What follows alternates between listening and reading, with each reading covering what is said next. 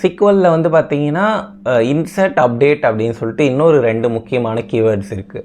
இப்போ இந்த இன்சர்ட் அப்படிக்கும் இந்த அப்டேட் அப்படிக்கும் என்ன டிஃப்ரென்ஸ் அப்படின்னு பார்க்குறப்போ, இப்போ ஒரு டேபிளில் வந்து பார்த்திங்கன்னா நம்ம புதுசாக ஒரு டேட்டாவை ஜாயின் பண்ணணும் ஆட் பண்ணணும் அப்படின்னா அங்கே வந்து நம்ம வந்து இன்சர்ட் கீவேர்ட்ஸ் வந்து யூஸ் பண்ணுவோம்.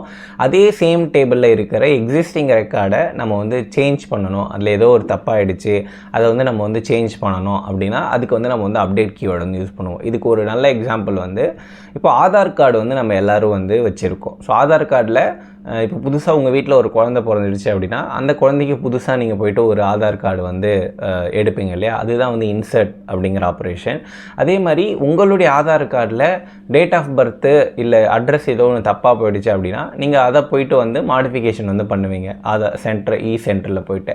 அதை தான் வந்து நம்ம வந்து அப்டேட் ஆப்ரேஷன் அப்படின்னு வந்து வச்சுக்கலாம். ஸோ இன்சர்ட்டுக்கும் அப்டேட்டுக்கும் இருக்கிற டிஃப்ரென்ஸ் வந்து இதுதான்.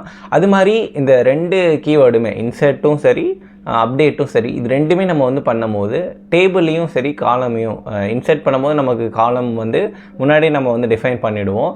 பட் அப்டேட் ஆப்ரேஷன் ரொம்ப ரொம்ப கிரிட்டிக்கல் அண்ட் இம்பார்ட்டன்ட் ஆப்ரேஷனுமே கூட. அப்போ அதோடைய ஃபங்க்ஷனாலிட்டி அதோடைய ரூல்ஸ் என்ன அப்படிங்கிறத வேறு ஒரு வீடியோவில் நம்ம வந்து பார்க்கலாம்.